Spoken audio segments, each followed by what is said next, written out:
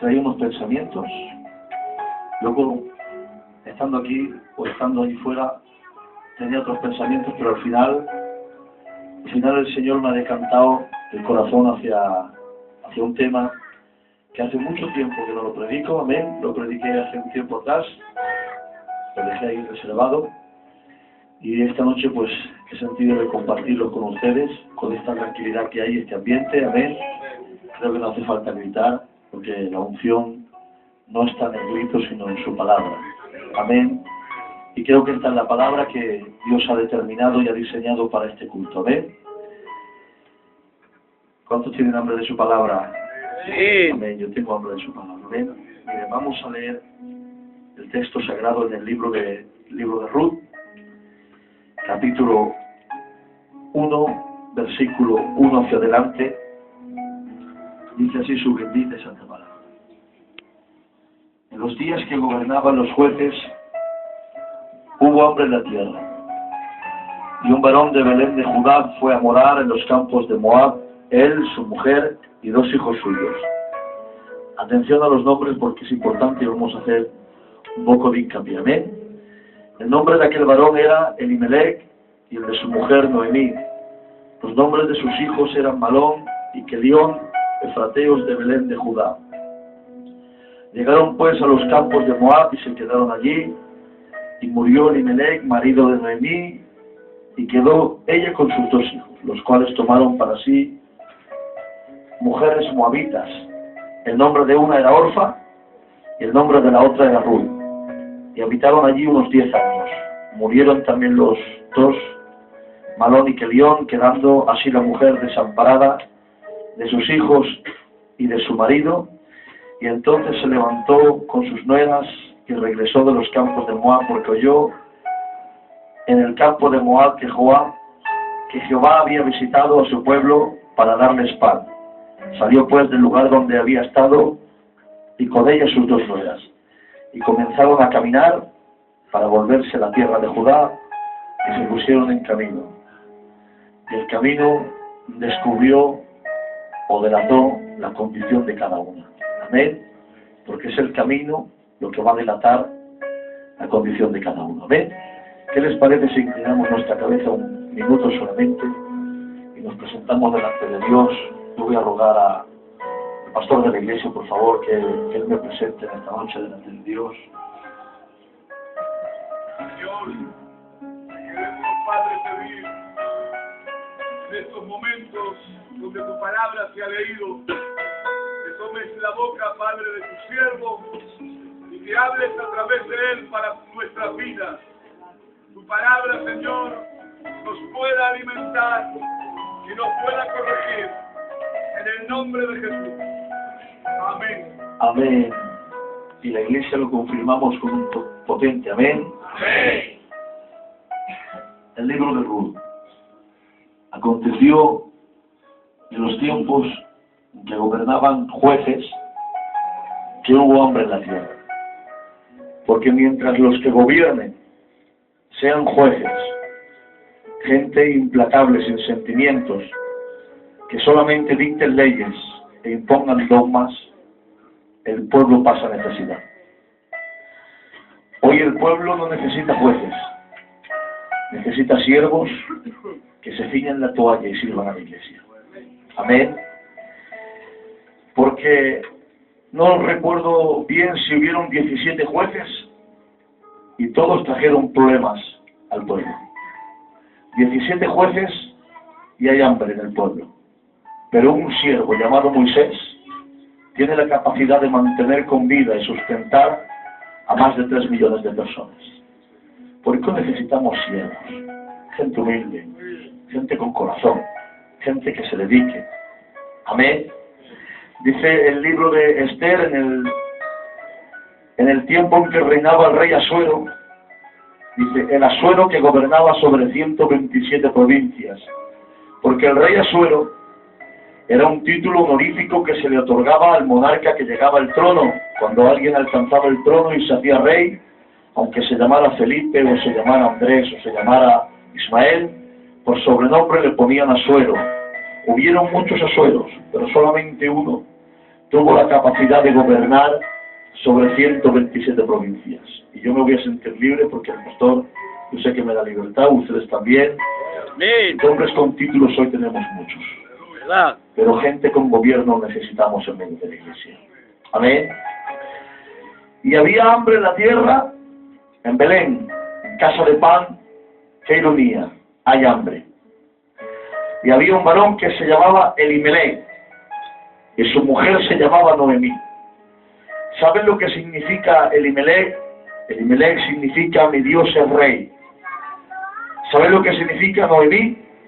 Significa dulzura. Y este matrimonio tuvieron 2 hijos. Uno se llama Malón y otro se llama Kelión, que quiere decir enfermo, y el otro quiere decir cansado. Yo decía, qué buenos nombres tenían Elimelech y tenían Noemí, pero qué malos frutos daban. Porque hay gente que tiene buen nombre pero tiene malos frutos. Hay gente que no tiene nombre pero tiene buenos frutos. Porque no es el nombre lo que te va a dar la condición, no es el nombre lo que va a traer la bendición a la iglesia, no es el nombre lo que va a beneficiar tu casa, es tu testimonio, es tu vida con Dios, es tu consagración y es el fruto que eres. ¿Amén? Este hombre se pone en camino, se marcha a los campos de Moab y allí se muere. Y cuando se muere, yo voy a predicar así de tranquilo, ¿vale? Esta noche no voy a intentar no gritar, porque tengo la garganta fatal, ¿vale? Cuando este hombre se muere, la casa se corrompe, la casa se mezcla. ¿Saben cuándo hubo mezcla en la casa? ¿Saben cuándo la casa perdió la pureza? Cuando la cabeza dejó de gobernar. Porque mientras haya un buen gobierno en la casa puedes vivir rodeado de lo peor, pero tu casa mantenerse limpia e intachable. Porque donde hay un buen sacerdote hay limpieza. Amén. ¿Me dejan ustedes? Sí. Noé vivió la época de mayor corrupción que se ha conocido en todas las épocas. Y cuando la serpiente estaba inyectando el veneno del pecado en todas las capas de la sociedad, Noé fue un buen sacerdote. Noé se puso en la puerta de su casa y no permitió que la serpiente inyectara el veneno en los suyos. Porque donde hay un buen gobierno hay limpieza. Y donde hay un buen sacerdote la casa se mantiene pura. Por eso en esta noche te aconsejo desde la humildad. Varón de Dios, gobierna bien tu casa. Gobierna con pureza para que tus hijos caminen rectos. Amén. A su nombre, la esa gloria. Muere Malón. Muere Kelión, la mujer se queda viuda, se queda desamparada, pero le llega el mensaje en los campos de Moab de que Jehová ha visitado de nuevo Belén y que hay pan en Belén. Ella se levanta y se pone en camino. Sus 2 nueras le acompañan, la siguen. Aparentemente caminan con el mismo sentimiento que la suegra, pero ¿saben? A la mitad del camino se delataron los sentimientos que cada uno abrigaba en su corazón. Porque si hay algo que nos va a descubrir es nuestra forma de caminar. Podrás engañarnos con tu alabanza, podrás disfrazarte con un buen mensaje, podrás disfrazarte con un buen rostro, con palabras de liturgia, o podrás disfrazarte con un buen vestido, un buen traje. Pero hay algo que vamos a analizar de ti. Es la forma de caminar que tienes allá afuera. Amén.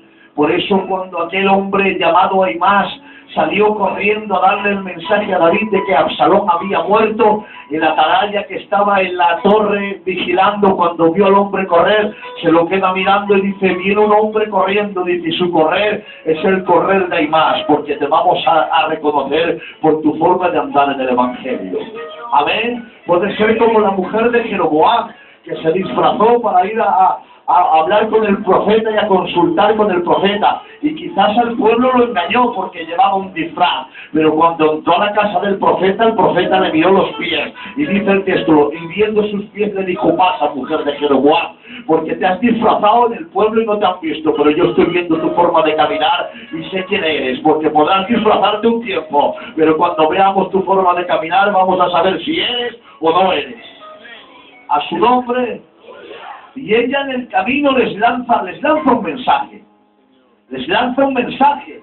Y les dice, volveos, volveos a vuestras casas, con vuestros dioses, a vuestras costumbres, con vuestros hijos, con vuestras familias, perdón. Volveos, que no tengo nada que ofreceros, no tengo más hijos, no tengo nada, estoy sin nada, estoy empobrecida. Y las dos resistieron el embate del primer mensaje.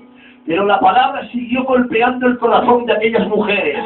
Y andaron un poco más, y Noemí les lanzó de nuevo el mensaje. Y la palabra que tiene dos virtudes, tiene la virtud de honrar al justo y al santo, pero también tiene la virtud de desenmascarar al hipócrita. Dejó al descubierto los sentimientos de cada una. Porque te esconderás hasta que venga la palabra. Cuando venga la palabra quedarás al descubierto. Porque hay gente que no es. Y se esconden entre los que son. Para aparentar que son, pero no son. Lo voy a decir de nuevo. Hay gente que no es, pero se esconden entre los que son, para aparentar que son, pero no son. Pero cuando venga la palabra descubre. ¿Saben que en un campo creció el trigo y creció la cizaña? ¿Saben que la cizaña es una réplica exacta del trigo? No lo puedes distinguir. Pero saben, la cizaña llega un momento que tiene un problema. Es que el trigo da fruto y la cizaña no tiene fruto. Porque te esconderás hasta que se ponga un cristiano con fruto al lado tuyo. Porque no tenemos que señalar a nadie para declarar los que no son. No hay que señalar a nadie. Saben que cuando Nehemías fue a restaurar los muros, él en su informe anota a los que trabajaron, dice la familia de tal restauró este trozo, la familia Pascual hizo aquello, aquella familia hizo aquello. Él jamás señaló a los que no trabajaron, pero manifestando y sacando a la luz a los que trabajaron, dejó al descubierto a los que no quisieron trabajar. Porque no tenemos que señalar a nadie ni delatar a nadie, simplemente viviendo como un cristiano. Vamos a dejar al descubierto al que no es cristiano. Tú da fruto, y el que no sea va a quedar delatado. A su nombre. Tranquilo, que la palabra se encarga de poner a cada uno en su sitio. La palabra se encarga de honrar a los santos, pero también se encarga de descubrir a los que no son. Dice el libro de Lucas, dice, y se fue Judas, dice, y vino con una multitud, pero dice el libro, y vino la multitud y Judas. Porque el traidor se quiso esconder entre la multitud. Pero la palabra dijo, una cosa es la multitud y otra el traidor. Porque hay quien se quiere esconder, pero la palabra declara la condición de cada uno. A su nombre. Y a esa gloria. Y quedan al descubierto los sentimientos. Y Orfa hace 4 cosas. Lo primero que hace es lanzar un grito. Después llora.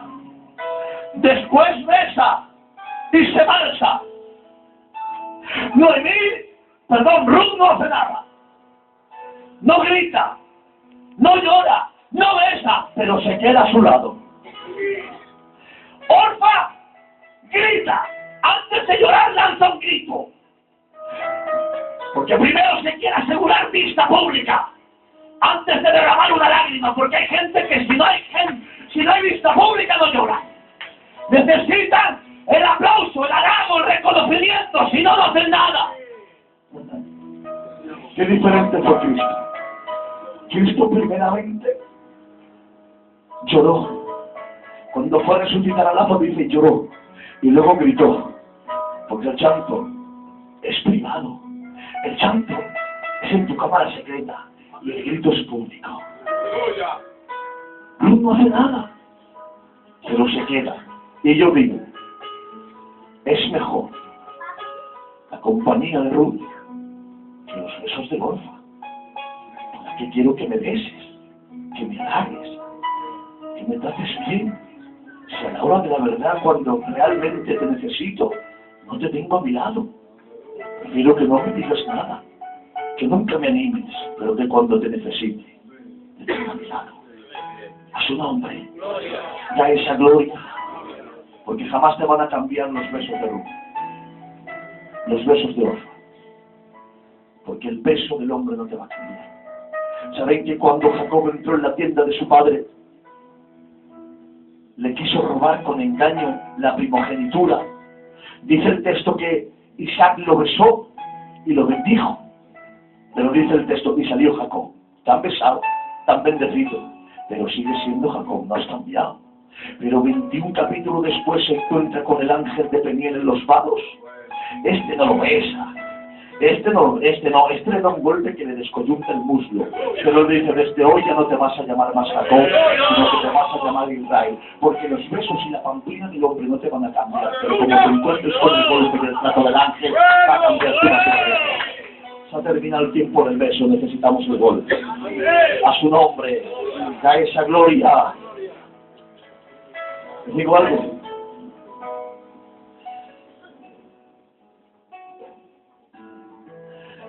¿Saben que cuando el hijo pródigo llega a la casa, el padre lo besa, le pone un anillo, le pone un calzado, le pone un vestido?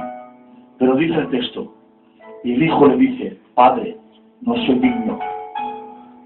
El beso, el anillo, el calzado, el vestido, no le han quitado los sentimientos de culpa.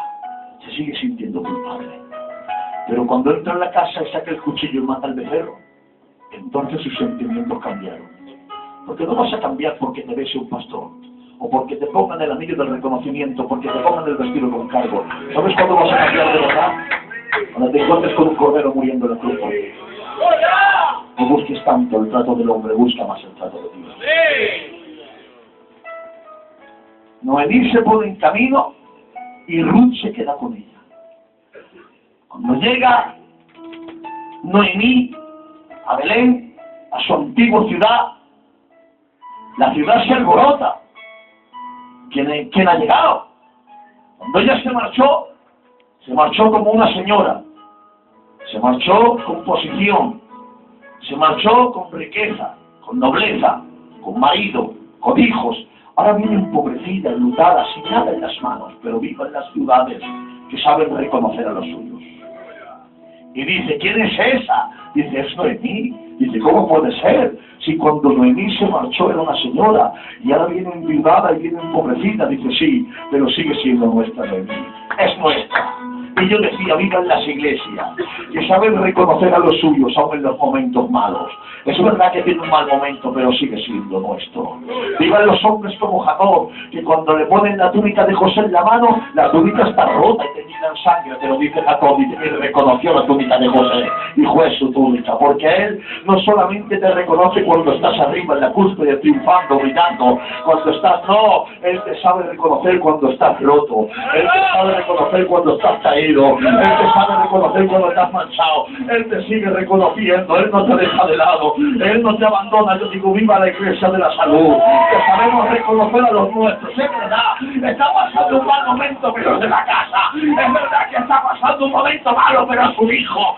Es verdad que lo está pasando mal, pero es nuestro. Lo reconocemos, lo recibimos, lo abrazamos, lo seguimos amando. Y dicen, es Noemí, pero miren la honestidad de la vieja. Dice, no me llaméis Noemí, porque Noemí es un nombre muy excelente y mi condición no está a la altura del nombre, porque hay gente que esconde su condición detrás de un nombre. Viva la gente honesta, que sabe mostrarse tal y como es. No te escondas detrás de un nombre. ¿Saben una cosa? Les voy a decir algo, yo me siento ya libre, ¿vale? ¿Saben lo malo del sacerdote y del levita? En el capítulo del buen samaritano, lo malo del sacerdote y del levita no era que pasaran de largo, no. Porque estaban en su derecho. Lo malo era que pasando de largo, se querían seguir llamando sacerdote y levita. El que pasa de largo, que se quite el nombre. No me llaméis Noemí, porque no estoy a la altura. Dice, llamarme Mara, porque grande amargura me ha puesto Jehová. Atención, se ha establecido, no tienen para comer, no tienen un techo, están desamparadas, viudas, no tienen nada, pero viva la virtud de Ruth. Ruth no se hunde por un mal presente, porque hay gente que en un mal presente se hunde, pero hay gente que en un mal presente sigue manteniéndose fiel. Y le dice, atención, le dice la Ruth, le dice a la vieja, le dice, atención, déjame ir a recoger espigas. Hay una versión que leí otro día antigua que la compro en un mercado en Granollers a 10 euros de gran cada Biblia quebrada, del año 1700, del año 1800, y compré una versión y cuando la leí me impactó lo que ahí dice así, dice, dame tu licencia, dame tu aprobación para que yo vaya a recoger. Yo decía, qué bien, que está sujeta a la que es más grande, qué bien que no se salta a las autoridades, qué bien que pide permiso para entrar en el campo, porque hoy vamos sin pedir permiso, nos ponemos en los lugares sin consultar a nadie. El que quiera ir al campo, que entre sujeto, que entre pidiendo permiso, que entre sometido, que entre en orden. Dice, dame tu licencia, atención, dice, para ir a coger espigas. Hay una versión que dice para recoger las espigas que se caen de entre los dedos de los que están espigando, así lo dice la Vulgata Latina. Dame que quiero recoger las espigas que caen de entre los dedos. Yo decía, qué legal que eres, Ruth. Estás pasando un momento difícil, lo estás pasando mal de verdad. Te ha llegado la crisis, te ha llegado el problema, te ha llegado la escasez, pero no echas mano a lo que no te pertenece. Si te sujeta la ley, no coges lo que la ley no te permite coger. ¿Qué te permite la ley? Respigar detrás de los que espigan. Pues yo sigo sujeta a la ley, aun cuando estoy en el momento malo. ¿Sabes? Y yo le pregunté a Dios una vez, ¿cuáles son las espigas que se caen entre los dedos de los que espigan? Y ¿sabes? Dios me dio una visión. Yo no soy un hombre visionario, que hay un hermano que me conoce. Quizá he tenido 4 o 5 visiones en mi vida, pero Dios me dio una visión y pude ver un campo grande lleno de espigas y pude ver a hombres trabajando en ese campo y yo los veía como recogían espigas y me hablaba Dios sobre la visión y me decía, ¿qué ves?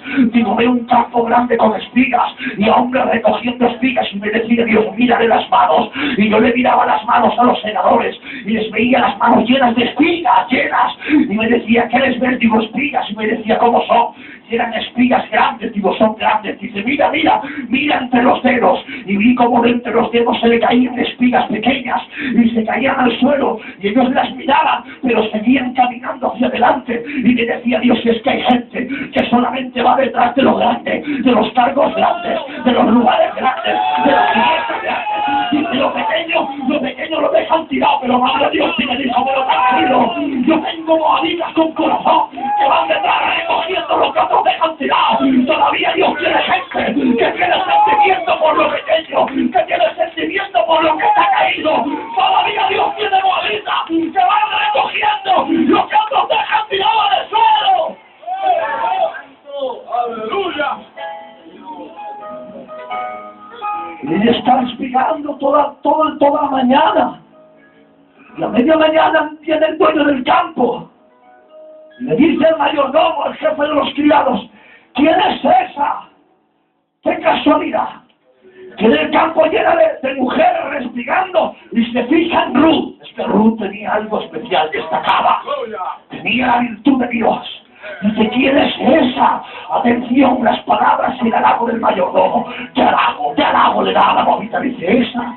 Dice, esa es la moabita, la nuera de Noemí, tu pariente. Dice, es una mujer con virtud, es una mujer que no ha pedido permiso para entrar en el campo, es una mujer que lleva todo el día espigando, es una mujer que le ha levantado su cabeza del campo. Y yo decía, ¿qué impresión le ha causado la moabita al mayordomo que solamente tiene halagos para ella? Y yo digo, ¿por qué la halagas tanto? Es que has hablado con ella, es que te ha contado algo de la Biblia, es que te ha visto cantar lo bien que canta, lo bien que predica. Me dice, no, pero no veas cómo trabaja del campo, qué virtud tiene, cómo se humilla, cómo agacha la cabeza, porque no me impresiona porque hables en lengua, no me impresiona porque prediques bien, no me impresiona porque tengas un buen timbre de voz, no me impresiona porque tengas talento con la música. ¿Saben lo que me impresiona de un cristiano? Que sepa agachar la cabeza, que sepa humillarse por la obra, que tenga carga, que pase el tiempo dedicado en el campo. Eso es lo que yo valoro de un cristiano. Y la llama el dueño, le dice, ven, hija mía, Dice, ven, dice, tranquila, estate tranquila que yo soy el dueño y aquí mando yo. Dice, tranquila, dice, júntate con mis criadas. ¿Cómo? Es que ella no estaba juntada con las criadas. ¿Qué va? Es que estaba recogiendo desde la orilla del campo, porque Ruth no se metió dentro del campo hasta que el dueño no le dio permiso. Es que hay gente que se mete en los primeros lugares sin pedirle permiso al dueño. El que quiera entrar dentro del campo, que espere, que el dueño le dé permiso. Y le dice, júntate con mis criadas.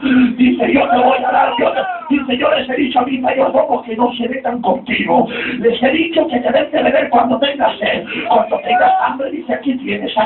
Y le dice, bendita tú de Jehová, que has dejado tu casa, tus dioses, tus costumbres, tus familias, y has venido a ampararte bajo las alas del Altísimo. Y yo decía, hay que ver la moabita, cuánto halago recibe en el campo, pero miren la moabita el sentimiento que tiene. Dice, y agachando la cabeza, digo, que bien, los halagos no la enaltecen, sigue manteniéndose humilde. Es que hay gente que como le eches dos piropos, lo estropeas porque se lo creen, se envanece, pero hay gente que no, que aunque le echen piropos, sigue humilde, porque sabe que si están bien en el campo, no es por su virtud, es por la gracia del dueño del campo. Y dice la moabita, dice, me has hecho bien el corazón. Le hizo más bien a la moabita el trato con vos, las espigas que pudo coger del campo. Porque a este campo, por las espigas todos venimos. Porque poquitos vienen a tener comunión con vos. Y es mejor la comunión con vos, las espigas que puedas recoger en este lugar. Y atención, le dice a sus criados, oye, a esta le dejáis caer manojos de vez en cuando, dejadla que los coja, no le digáis nada. Digo, ¿por qué a esta le das manojos y a las otras no le das manojos? Y me dice, vos, por dos razones. Uno, porque esta no está recogiendo para ella, está recogiendo para otra. Porque hay quien se esfuerza mucho, pero para su parcela, y muy poco para la parcela del otro. Dice, dos, porque lleva desde la mañana hasta la tarde, desde la tarde hasta la noche. Y todas las que vienen a mi campo vienen por la mañana a la fresca, y cuando el sol las golpea, no quieren recibir el golpe del sol ni el trato del campo, se van corriendo. Pero esta lleva todo el día con la cabeza agachada, señores, ha pagado el precio. Porque en el campo de voz hay espigas para todos, pero los manojos son para los que pagan el precio. Cuando recibe el trigo de mano de los segadores, lo recibe mezclado. Pero en el capítulo 3, cuando lo recibe de mano de voz, lo recibe limpio. Porque lo que recibas por medio de mí, pues puede tener un poco de mezcla. Es parte de Dios y parte mío. Pero lo que tú recibas en tu cámara secreta con Dios, eso es limpio, puro y santo. Atención, cuando Ruth termina de espigar, estoy hablando, ¿verdad? Venga. Cuando Ruth termina de espigar, ella recogió mucho, tenía mucha virtud. Quizás recogió tanto como esta iglesia, a esta altura de trigo. Pero hizo una cosa, Ruth. Dice, lo desgranó. Porque hay quien sabe recoger, pero no sabe desgranar. Lo desgranó. Y cuando lo desgranó, pasaron dos cosas. Uno, perdió cantidad. Es verdad, has perdido cantidad, Ruth, pero dado calidad. Dice, recogió un efa, 33 o 36 litros, un fardillo. Pero yo miraba a Ruth y decía, que alguien me hace verte con ese fardillo. Es verdad que es poco, pero es que es limpio. Que bien me hace, porque tienes poco, pero es limpio. Porque hay quien tiene mucho, pero no estoy limpio. Pero hay quien tiene un puñado de limón de grano lavado, pero es tan limpio que me hace tanto bien. Lo recibo con tanto agrado. Quiero tener poquito, pero limpio. Poquito, pero santo. Poquito, pero con testimonio. Y cuando llega a la casa, le dice la vieja, atención. Le dice, Ruth, ven. Te voy a dar un secreto. Porque llevas muchos años conmigo. Y te voy a dar un secreto. Porque tú tienes fuerza, Ruth. Pero yo soy vieja y tengo dirección. Porque los jóvenes tenemos la fuerza. Pero los ancianos tienen la dirección. Cuando Eliseo era viejo, se fue al rey y le dijo: rey, tensa tu arco. Y el rey era joven y tenía fuerza para tensar el arco. Pero dice, y Eliseo tomó las manos del rey y lo direccionó. Porque le dijo: tú tienes la fuerza para tensar, pero yo tengo la dirección para enviar la flecha hacia el enemigo. Porque si te dejo disparar, seguro que hieres a alguien dentro de la casa. Pero si te guían mis manos, eres certero contra el enemigo. Porque si haces las cosas por tu cuenta, dañas a los de adentro. Pero si las manos de Jehová te guían, eres una saeta de salvación para el pueblo. Y le dice: te voy a dar un secreto. Lo que vas a conseguir en 10 años, lo vas a conseguir una noche. Vete a la era de voz y tírate a sus pies. Porque lo que no consigas en 20 años, lo consigues una noche a sus pies. Lo que no consigues con tus fuerzas, lo consigues una noche de rodillas en tu casa. Y le dice: te vas a tirar a sus pies. Le vas a decir que te redima. Ya termino, 10 minutos que te termino. Le vas a decir que te redima. Que tú eres el pariente más cercano que tiene que redimirte. Ruth le hace caso a la vieja, se tira a los pies de Boaz, porque ella empieza por los pies, pero termina por la cabeza. Porque ¿quién quiere empezar por la cabeza sin tirarse a los pies? Y le dice: ¿quién eres, hija mía?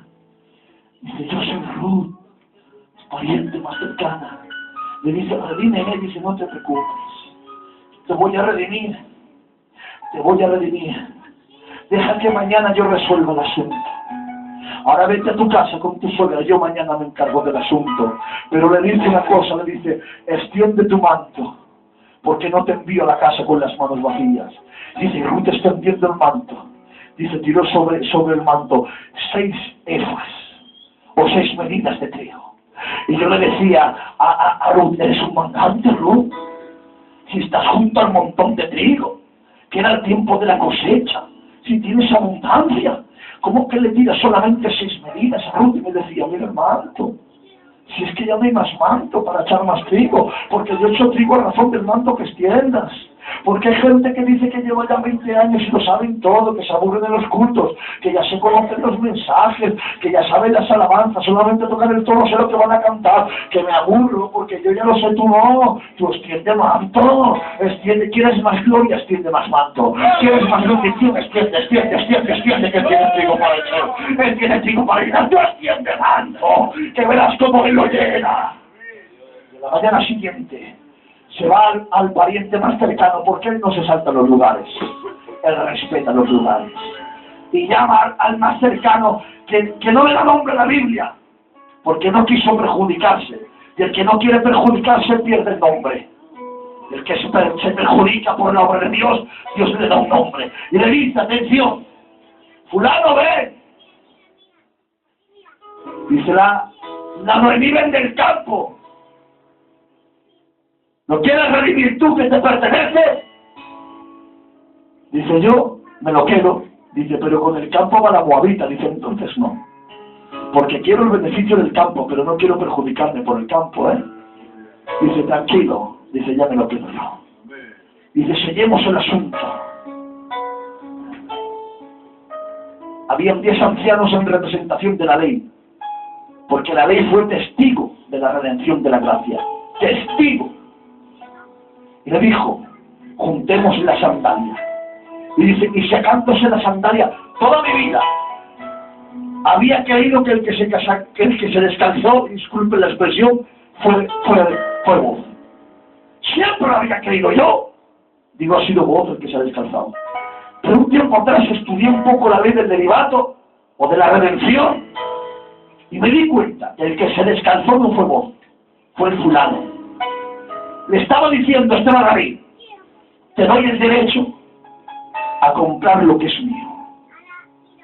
Y entonces entendí el famoso pasaje de Éxodo capítulo 3, cuando Dios le dice a Moisés quita el calzado de tus pies. Le estaba diciendo Dios a Moisés, dame el derecho a comprarte yo a ti, para que tú puedas ir a comprarme un pueblo. Dame el derecho para que yo te redima, para que yo pueda ir a redimir un pueblo. Porque si no te compro, tú no puedes comprar a nadie. Y si no te redimo, tú no puedes redimir a nadie.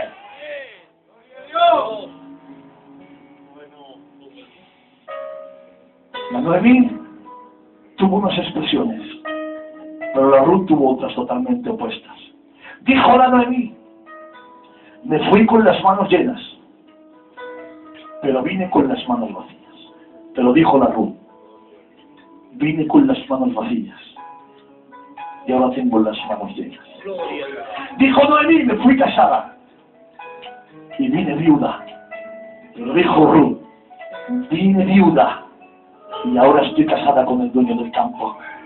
Dijo Noemí, me fui con hijos, pero volví sin ellos. Pero dijo Ruth, vine sin hijos y ahora tengo uno que es de estirpe real. Dijo Noemí, me fui como Noemí y volví como mala. Pero dijo Ruth, me fui como vine como una extranjera y ahora soy la bisabuela del rey David. Dijo Noemí, me fui como la señora y vine como la criada. Pero dijo Ruth, vine como la criada y ahora soy la señora, porque el campo de Moab es incomparable. Puedes irte si quieres puedes irte a Moab.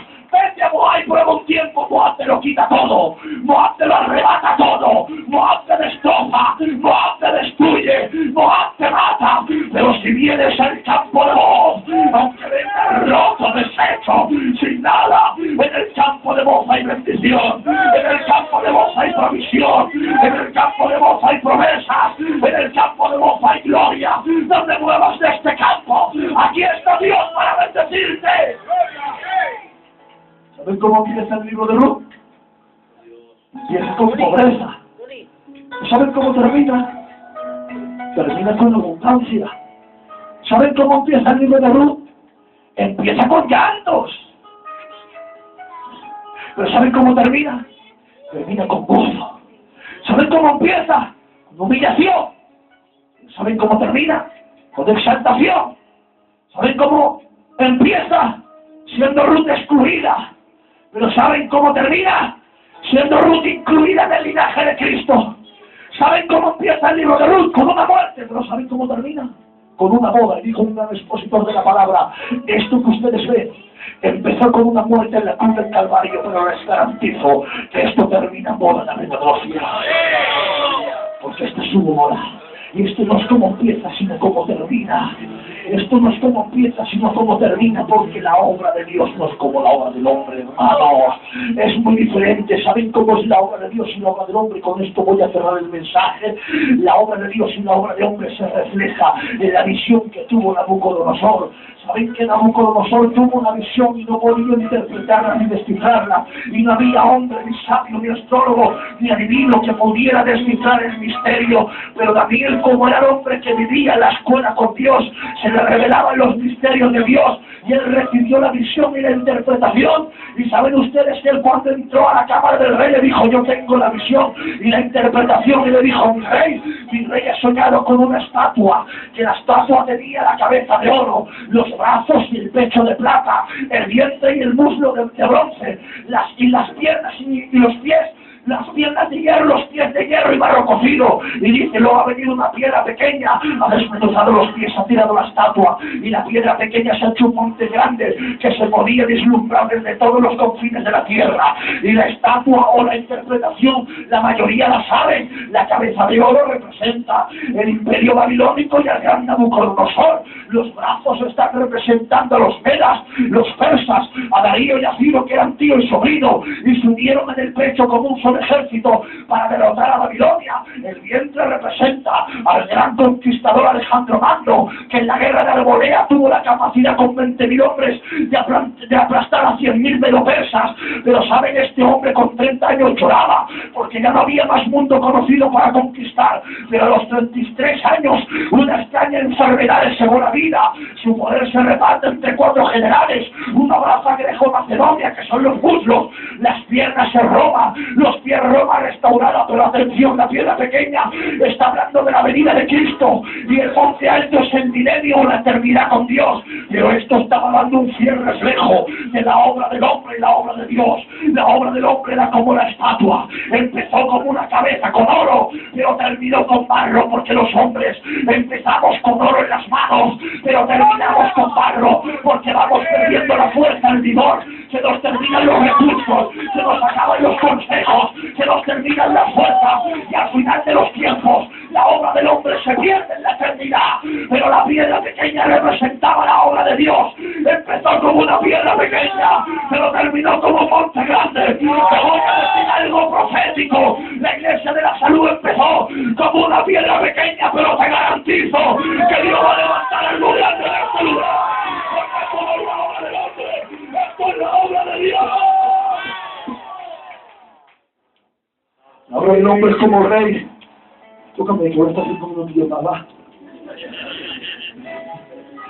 La obra del hombre es como rey acá, que le dice: no, véndeme tu viña. Le dice: ¿para qué quieres mi viña? Dice: quiero hacer un huerto de legumbres. Esta es la obra del hombre, es rebajar de categoría. Le quito valor de viña a huerto de legumbres. Pero ¿saben cómo es la obra de Dios? Y lo voy a ilustrar con un pasaje bíblico. Segunda de Samuel, capítulo 24. David ha mandado al rey al general Joab que censure el pueblo. David ha dejado, lo ha hecho mal. Este gato, el profeta Gad, le ha dicho: tienes 3 cosas para escoger: 3 años de hambre, 3 meses perseguido por tus enemigos, o 3 días una plaga de parte de Jehová. David se tira en las manos de Dios. Dice: no caiga yo en las manos del hombre, me tiro en las manos de Dios, que son misericordiosas. Y se ha desatado una plaga desde Dan hasta Berseba, y desde Berseba hasta Jerusalén han caído 70.000 en un día. David está en el terrado llorando por su pecado, humillado en cilicio y en ayuno con los ancianos. El ángel de Jehová desciende a Jerusalén, desenvaina la espada para destruirla, pero David se clama como un buen pastor por el rebaño y le dice: Señor, ten misericordia del rebaño. Dice que la culpa ha sido mía, porque la mala administración de un reino la tiene que pagar un pueblo. Y le dice: ten misericordia. Le dice Dios: tranquilo, David. Dice: sube a la era de Araúna. Dice: levanta un altar, haz un sacrificio, que yo voy a hacer un pacto contigo y va a cesar la mortandad. David sale corriendo, la comitiva va detrás con él, sube corriendo el torrente del Cedrón. Cuando llega a la era de Araúna, ¿saben lo que era la era de Araúna? Era un cacho de tierra seco, sin fruto, sin futuro, que nadie lo quería, no tenía valor, era de un extranjero. Pero un día puso el pie el rey, le dio tanta categoría a aquel lugar, que años más tarde, en ese mismo lugar, se levantó el gran templo de Salomón. Esa es la obra de Dios, de lo que nos sirve, de un cacho de tierra seco, de lo que no tiene fruto, de lo que nadie valora. Él levanta un templo grande, el que de esta noche les está predicando y respetando los hábitos. Un drogadicto, nadie quería cuentas conmigo, la gente me esquivaba, pero un día puso el pie en la tierra, se levantó un predicador de la palabra, porque lo que él pisa lo cambia, lo que él pisa lo dignifica, lo que él pisa lo honra, lo que él pisa lo levanta. ¿Tú vas a salir del campo de Dios? ¿No te vas? ¿Te vas a ir del campo de Dios? Quédate del campo aunque lo estés pasando mal. ¡Mantente del campo! Porque lo que no puede hacer Dios no lo hace nadie. Termino. Es el libro de Génesis, capítulo 1. En el principio, Jehová Dios creó los cielos y la tierra. Y es el original, yo no sé qué llegó, lo estudio así por encima. Alfa, Elohim para Cosmos. En el principio, la Trinidad talló o le dio forma al universo. Pero hay una versión caldea muy antigua que lo expresa así: Alfa, Elohim Inicio Cosmos. En el principio, la Trinidad de la nada construyó un universo. Al hombre le das un universo y no te construye nada. Pero Pero Él no necesita nada para hacer el universo. Porque Él es experto en arreglar lo que está roto. Lo que no consigas ahí fuera con tus fuerzas, lo consigues una noche en el campo de Boz tirado a sus pies. Le dijo Boz: tranquila, porque yo mañana arreglo tu asunto. Dios está aquí en esta noche y te dice: tranquila, tranquila, que yo voy a arreglar tu asunto. Que tu compañero no se convierte, tranquila, que yo voy a arreglar el asunto. Que tus hijos no quieren venir al culto, tranquilo, que yo arreglo el asunto. Porque Dios es experto en arreglar lo que está roto. ¿Qué les parece si inclinamos la cabeza 2 minutos? 2 minutos, por favor. Vamos a darle gracias a Dios. Que pudiéramos apagar la luz 2 minutitos.